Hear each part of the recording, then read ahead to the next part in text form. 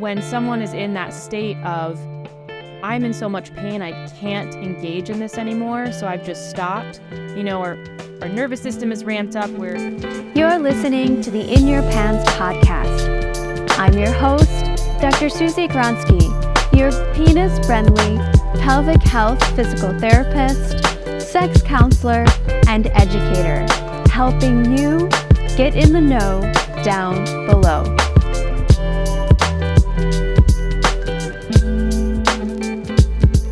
Hey everyone, it's Dr. Susie G here, and welcome to another In Your Pants podcast. This is a special episode for you all. I am, with great pleasure and excitement, introducing a very special person that is joining the Dr. Susie G team, Lainey Givens. She is an occupational therapist specializing in pelvic health, and we are thrilled to have her join our team. So we wanted to bring her on our show to talk about what occupational therapy is, the differences that exist between OT and physical therapy, so occupational therapy and physical therapy, and talking about how occupational therapy fits with pelvic health in general. And we'll be sharing a conversation around adaptive sexual equipment and what it is and what it isn't. So lots of yummy things. So Lainey, thank you again for being here. And let's just start off by, what is an occupational therapist? Great question. A question that I get quite often. So occupational therapy, the first thing I think of is intrinsically holistic. So we are focused on mind, body, whole person. And a main goal of ours is function. So how can we help somebody get back to doing those things that they do every day that are meaningful to them? We talk a lot about ADLs, or activities of daily living. Some things that we consider activities of daily living can be going to the bathroom, getting dressed, taking care of yourself, sex. So peeing, pooping, and sex are great OT things. As Lindsay Vestal says, peeing, pooping, and sex. Activities of daily living, right? I mean, basic functions. Yes. In addition to those, we focus on rituals, roles, really anything that's meaningful to a person, and maybe they've lost some function in some part of their body or area of their life that's, not allowing them to do those things independently anymore, or the way that they want to engage in those things. So we like to help people kind of get back to the most independent, meaningful ways of living. Oh, how beautiful, and so complementary to pelvic health physical therapy. There's so much overlap. With the perspective of occupational therapists, really, this is their entire profession of helping people return back to meaningful activities and regaining function.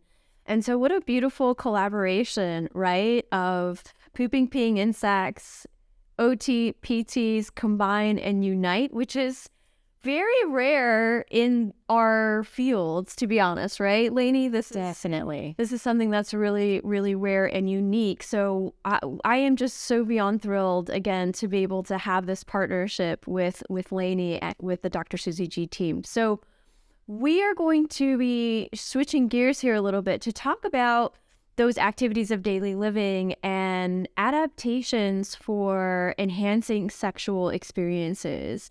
Especially in situations, right, Lainey, let's say someone has really terrible arthritis in their hands or pain in their hands, or maybe having a different ability as far as being able to move their lower body.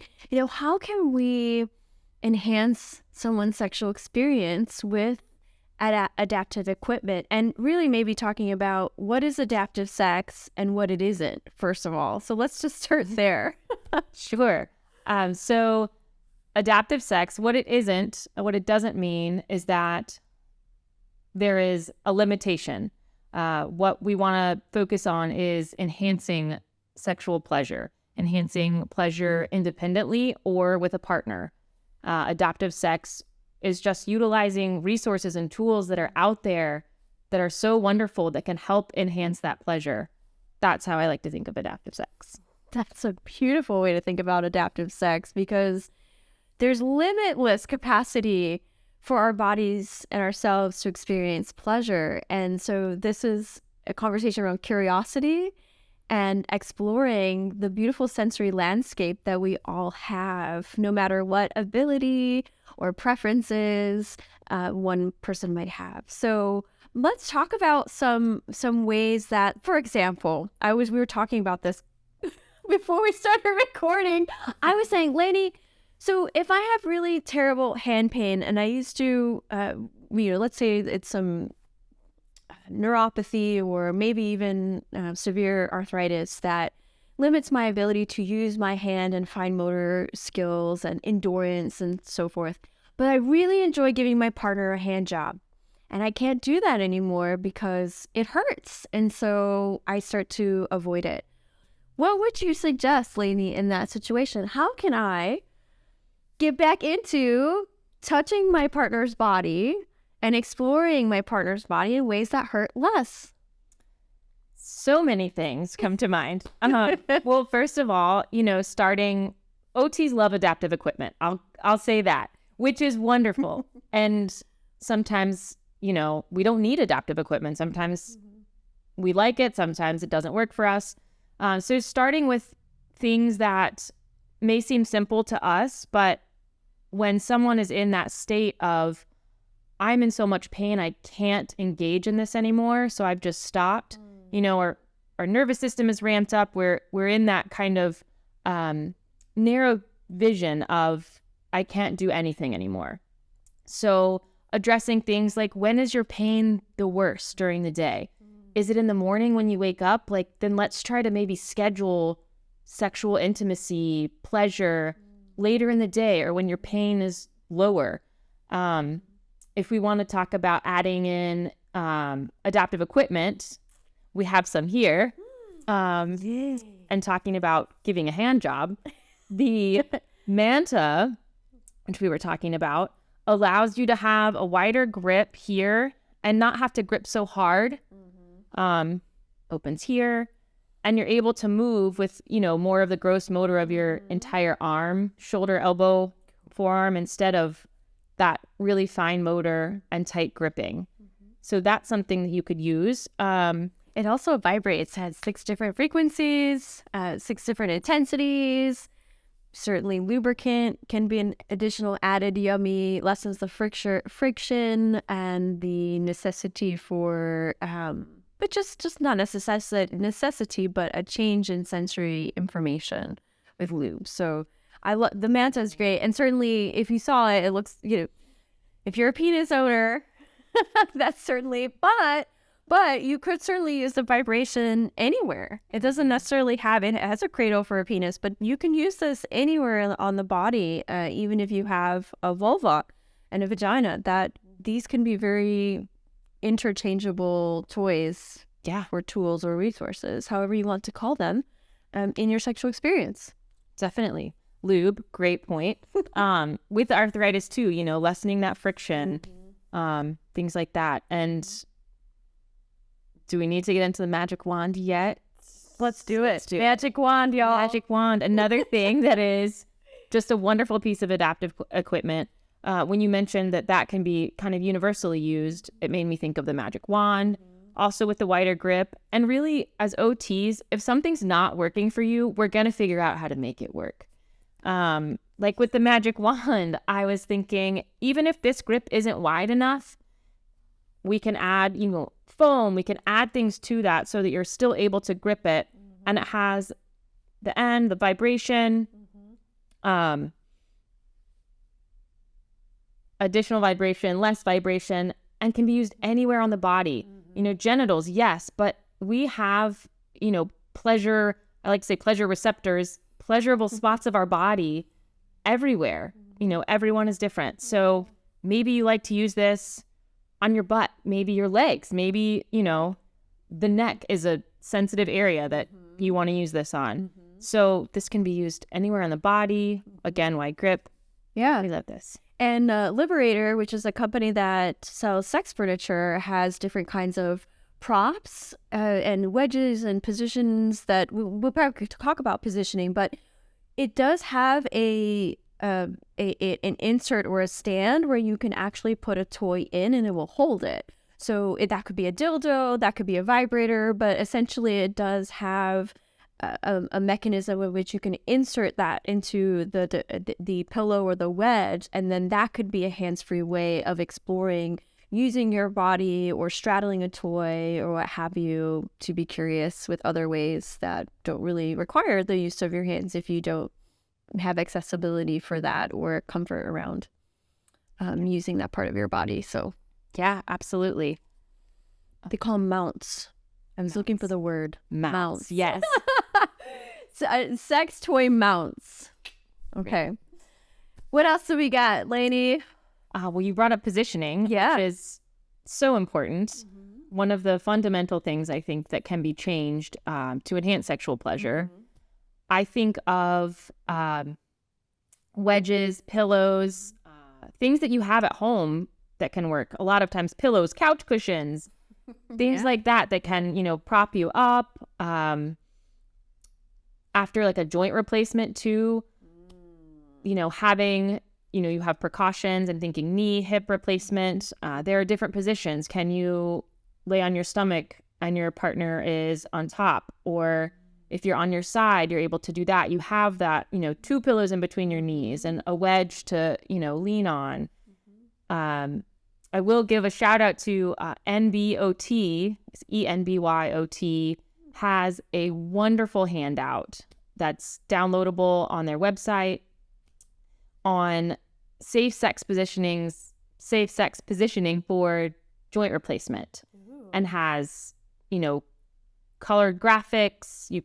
It's really easy to read, to visualize, and to use. So can we link that in the notes? Please. Yes. Description as well. Y'all will have that. We'll link it to this show. Yes. So positioning is a big one.